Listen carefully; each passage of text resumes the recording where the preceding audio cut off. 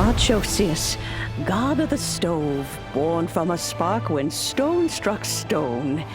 He was a god with a great love for humanity and their well-being. Millennia ago, the people sought to expand their city. They built a dwelling on the plains and called it the Guoba Assembly. The stove god cared greatly for the people, turning himself into minions who went into every home, fostering food and solidarity alike. Alas, their home was taken by a flood. The waters ravaged the Guoba Assembly and forced the people back south to Liyue Harbor. Though the distance was not far, the journey was plagued by a terrible storm. For a dozen days, the Adepti stayed by their side. During this time, the stove god cooked an ancient delicacy, flatbread with a meat sauce to stave off the cold and damp, fit for those on the move. Centuries later, disaster and plague arose once more. The stove god would appear no longer, for he placed all of his power into the land itself to quell the calamities. His power expended, and his wits greatly reduced. Thus his body decreased in size. By the time he parted ways with us, he wasn't even the height of a human. He told Rex Lapis and I of the dishes that bring joy and of the secrets of the flame, then went into the mountains and entered into a long slumber.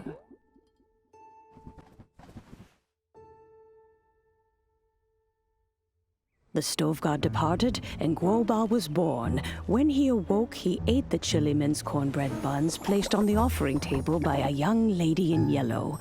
Though he did not remember the past, he was profoundly moved and decided to follow this young lady thereafter. The stove god had quietly disappeared, but the vendors rose early to hawk their wares. People went out to buy goods, lit their stoves, and cooked food, just as they had done every day for as long as they could remember. In Liyue, things have always been this way.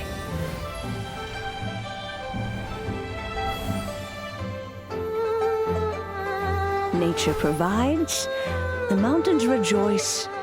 We are blessed by heaven's good grace. Years have gone by. The world has transformed, but our way of life survives.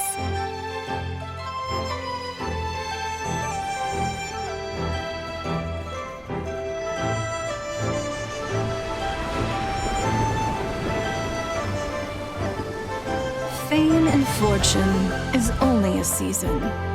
It is the moment that we should embrace.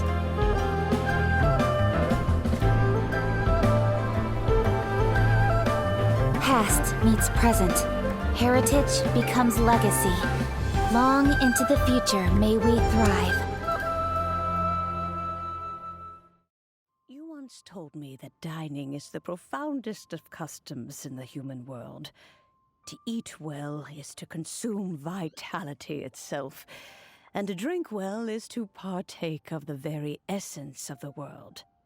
It is a matter of paramount importance, you said, for people cannot face the arduous journey ahead on an empty stomach.